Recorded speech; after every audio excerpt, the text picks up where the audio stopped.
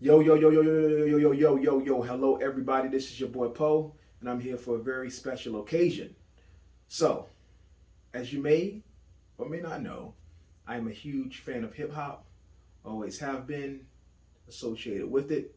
I love it. And there's some interesting things going on lately in the genre of hip hop. What I'm talking about is this battle between Drake and Kendrick Lamar. Got my notepad here so I don't miss anything. So let's go back and let's do a little bit of history on this. This battle right here reminds me of Nas and Jay-Z in a couple different ways. So let's take it back. So Jay-Z battled Nas a long time ago, right? Takeover, Ether, Super Ugly. Little disses were sent back and forth throughout the years from those two different guys, right? Ultimately, the people decided that Nas was the winner. Two different types of MCs, both were very lyrical. Jay-Z was more the commercial guy. Nas was more the underground hip hop's king, anointed since he was probably 14 or 15. Since Live at the Barbecue, then came back with Illmatic, instant classic, which many call the greatest hip hop album of all time. It's definitely up there for me. I can't definitively say that it's the greatest or my favorite, but it's up there. And Nas probably is, well, no, for me, Nas definitively is my GOAT, greatest rapper of all time. Now, we can get into that later. That's a different conversation. But let's take it back to Nas and Jay-Z. Ultimately, the commercial rapper Jay-Z versus Nas, the spiritual underground people's champ. Nas won ultimately with Ether. Now, this Drake and Kendrick Lamar battle is spiritually the successor to that because Drake is the number one hit guy. Kendrick is the guy who the underground heads love, which also happened to go pretty mainstream and have a few hits. So, what's happened with this latest beef?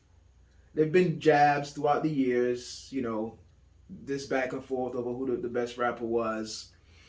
A few weeks ago, Kendrick came out with the song on Future's album, Like That. Barry White sample, pretty dope. Called out Drake, called out Kendrick Lamar, called out Drake, called out J. Cole. Said there's no top three, it's just top me. All right, that went around, got a lot of different people's opinions off of this and that. It was a cool record and a pretty good diss. So I think about 3 weeks passed, Drake came back with his Push-Ups song. Push-Up song was pretty good. He hit about he hit a lot of different people on that. He hit Future, he hit Weeknd, he hit Kendrick Lamar, I think a few barbs for Rick Ross, dance beat, pretty good, little chin check, warning shot. It wasn't too heavy. All right, went out there in the atmosphere. People was like, all right, this is a good diss. What's Kendrick? Kendrick silent. Kendrick is nowhere to be found. Now, Kendrick is notoriously a person that takes his time on his music. He makes albums, right? That are cohesive, that connect, that are very musical.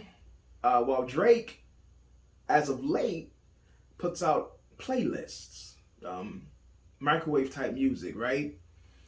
So let me tell you a little bit, take a step backwards, from that diss to my history with Drake. So Drake came out, right, and I really liked him the first time I heard him. He reminded me of a mixture between Kanye West and Lil Wayne. Eventually, he ended up signing with Lil Wayne's Cash Money record label, Baby's Cash Money record label, Young Money under Lil Wayne. And his first go around, his first rhymes were very introspective. Some would even say emo rap. Kanye West kind of was the biggest artist that kind of did that type of rap that was getting known. Joe Budden did it. Fonte from Little Brother did it. They just weren't as commercially successful as Drake, but those are the people who Drake looked to for inspiration, and he'll tell you himself that was the case. So that old introspective Drake was pretty dope. He used to say some things that were very deep. He used to talk about himself outside of himself, and he was doing it in such a way that was very engaging. Along those lines, Drake became very rich and very famous, and Drake stopped challenging himself, and he stopped doing those types of introspective rhymes. He became very popular, and he became very successful, and became very rich, right?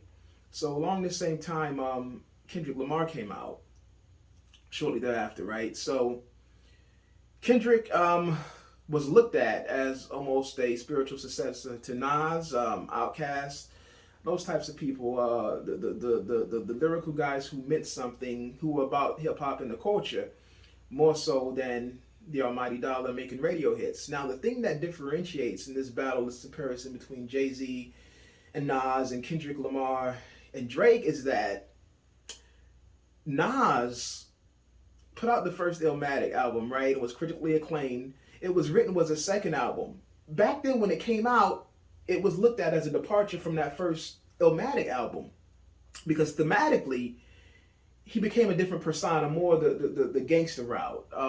And back then, it wasn't looked truly highly upon. Now, as the years have passed, it was written, has received critical acclaim, almost to the level of Illmatic. So it's very interesting to see how time does music, you know. But Jay-Z's case back then was, you know, what he said was in Takeover is that you got a good album every dot of years, you know. And Nas was always known as a person who could rap well, but who always picked trash beats, right? I don't agree with that claim, but it is a claim that is held by a lot of people, right? I think Nas's production, for the most part, has been pretty good throughout the years. That's neither here nor there. So back to Kendrick Lamar and Drake. So I know I'm all over the place, so stay with me here. Okay, so Kendrick Lamar dropped Good Kid, Mad City, critically acclaimed. One of the most critically acclaimed artists I've ever heard, especially on the initial release, which reminded me a lot of Nas, because before Illmatic came out, Nas had been spoken upon for years as this hip-hop savior, the second coming of Rakim, the person that would take hip-hop to the next level, and he did that. So much like Nas previously, Kendrick with Good Kid, Mad City did that. Now, when I heard the album, I thought it was a good album, but I did think that it was overrated. But that's neither here nor there. That's an opinion. It was acclaimed. It was a very good album that came out. Then Kendrick came back and hit him with the second album, To Pimp a Butterfly, which I thought was an amazing album, which won many awards. And I think that album is one of the greatest hip-hop albums of all time. All right? Then he came back with Damn. Then he came back with Mr. Morale and the Big Steppers. Now, take a step back. Before all of those albums, even before Good Kid, Mad City, Kendrick Lamar had another album that came out. And that album was called, for the life of me, I cannot think of Kendrick Lamar's first album. But J. Cole actually had a beat production on that album called High Power. That was a very good album as well, too. I don't think any of Kendrick's albums are less than 4.5 stars out of 5, right? So, let's go back to this battle here. All right. So Drake puts out Push-Ups, all right? Good, well-received track. No response from Kendrick.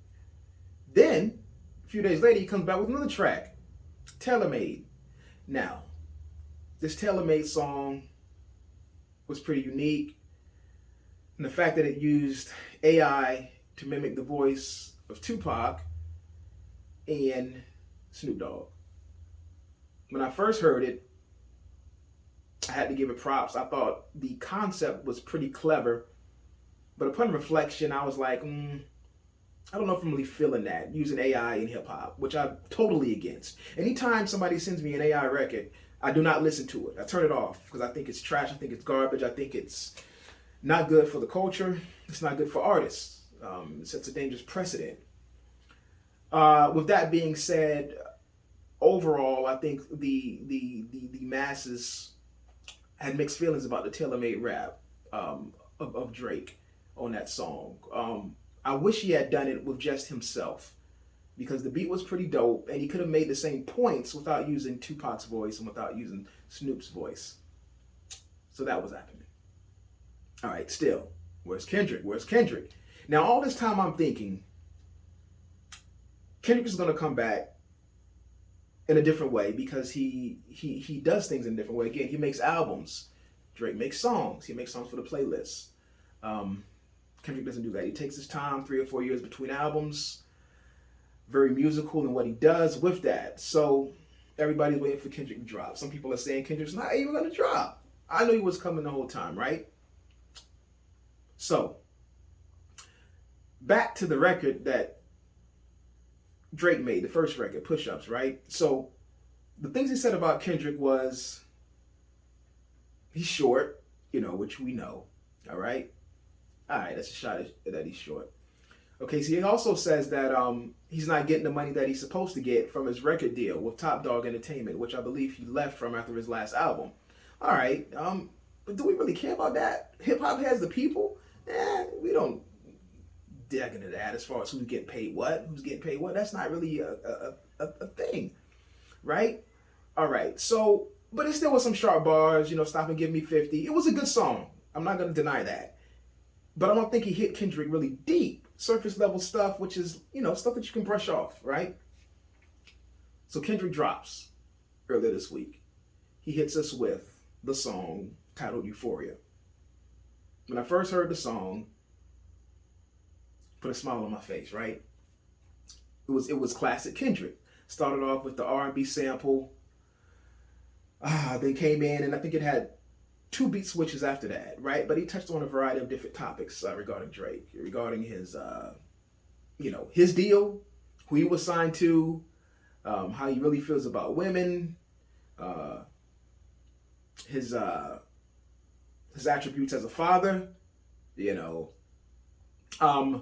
saying things that the culture feels, that saying things on behalf of the culture, right? I loved it. But looking at reviews for that song, I was seeing it was pretty mixed on that too, which surprised me. But some people were saying, okay, Drake's still up. Some people say Kendrick got him, but it was pretty mixed, right? I thought Kendrick put out a very, very good track, very great track, and it was different because it was straight Kendrick and it hit on so many different levels.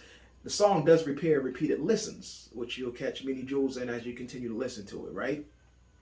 A couple days pass. People are like, where's Drake at? Where's Drake at? Where's Drake? Drake still doesn't drop. Then this morning, I'm looking online and I say, 616, Kendrick new track. I'm like, nah. And the crazy thing is about this times, right? You have to see if it's really real. So the first thing I'm thinking, is it a real Kendrick track or is it an AI track? So I said, okay, let me check. So I did my research, did my due diligence, and I saw that, okay, it is a real track. It was on Kendrick's Instagram, so I listened to it. All right.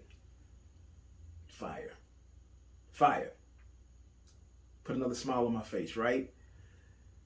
And the thing about Kendrick is that the man is a master of many different styles, many different vocal inflections, many different things that MCs do, right? Which I love. The thing about Drake is a master of his craft too, right? Which is why I'm so disappointed in Drake as a hip hop fan, because I know what he's capable of and I know what he's been putting out, right? He's the biggest artist in the game as far as sales. He can make a song about anything. He can make an album about anything that means something, but he refuses to do it, right? Because obviously he doesn't care about that. He just cares about how many records he can sell, and it's very disappointing. Meanwhile, on the other hand, Kendrick crafts albums that are masterpieces. Now, as far as myself, Mr. Morale and the Big Steppers was my least favorite Kendrick album, but it wasn't due to his lack of trying. I do like the direction that he took in the album, leaving himself vulnerable and emotionally open. Good music for therapy, but was it an enjoyable album? For me, I can say not entirely, right? Still, with that being said, I still give it probably 4.3 out of 5, right? So let's take it back, all right? So he's saying things about Drake, Drake's saying things about him, right? The thing is, the difference between these two situations, again, as I compare Jay-Z and Nas, is that Nas did have some weak points that Jay-Z could hit upon as far as, not only was he not selling like Jay, his albums weren't as well received, being the second coming of this grand, great rapper. Drake can't say that about Kendrick, right? Which brings me to this conclusion is that this could get pretty ugly pretty quick, right? Because Drake can't touch Kendrick as a rapper. Every album that man has put out has been critically acclaimed. You can't touch him on his discography. You can't touch him on his rhyming ability. The only thing that you can do is hit him below the belt. It's things about his character, about his personal life, right? Now, Kendrick said in 616 that Drake has been putting out feelers out there in the streets trying to get information, dig up dirt on him, and he can't. He can't find any, is what Kendrick says. I don't know. Drake is crafty. Drake is clever. Drake is slick. Drake knows how to do the internet, right? So who knows what he can find out on Kendrick? Because that's his only angle, right? He can't battle him on rap, on merit, on who means what to the culture, because Drake loses every time. So the only way to attack Kendrick is personal, right? So we'll see where it goes, right? So right now I got Kendrick up.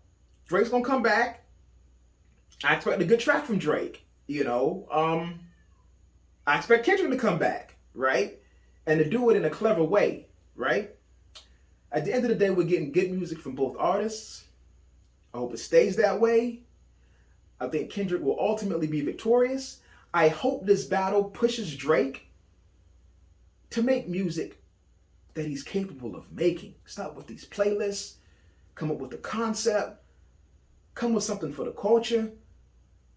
Talk about that black part of you. You know? Talk about the pain and the situations that you've had to deal with being biracial. You won't address any of that, Drake. Right? That's why people clown you. That's why people call you corny. Because you pull the black card on one hand, and the other side, when the stuff gets high, you don't want to step into it. I hope this drives him to do that, to be better. And ultimately, that's what we're looking for in hip-hop. We're looking to push the culture forward. We know Kendrick's going to do it. This could be the best thing ever for Drake's career. Well, let me take that back. It couldn't be the best thing ever for Drake's career. It could be something needed to take Drake's career to another level. That way, we can firmly place him as one of the GOATs. Which, despite his singing, which I don't like at all, I still think he's a great rapper when he writes his rhymes. And that's another thing. I always have to question the validity of Drake's pen. Ever since we found out that he was having ghostwriters, every time he comes with a track, in the back of my mind, I'm thinking, who helped him with that rap? And that's another thing that Kendrick brought up, right? I never know for sure if Drake wrote that rap. And it sucks, but that's gonna, as far as for me, that's a stain he can never wash off, right? I don't know who's writing for you, bruh. And as a hip hop artist, as somebody that claims to be one of the best, if you're not writing your lyrics, you ain't you. We don't believe you. You need more people, as Jay-Z would say. So we'll see how it goes. I got Kendrick up, but Drake's not knocked out yet. Drake has got a lot of ammo. You know, he's got a lot of pride, right? So I expect him to come back with a tough track. I'll be on the lookout. I'll be waiting.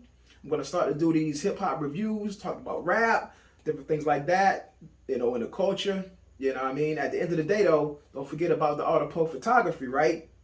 Check out the website, theartofpoe.com. I updated it recently. You bought for photos. I'll be giving you more content, behind-the-scenes stuff and things like that to stay relevant. But we got to push this thing forward, man, and just talk about it. But I'm excited about this battle. Leave on the comments. Let me know what you think. Who's winning? Why? You know what I mean? Who do you think is going to win? Who do you want to win? Is this good for hip-hop? I think it's great for hip-hop. Let me know. I'm Poe, and I'm out. Peace.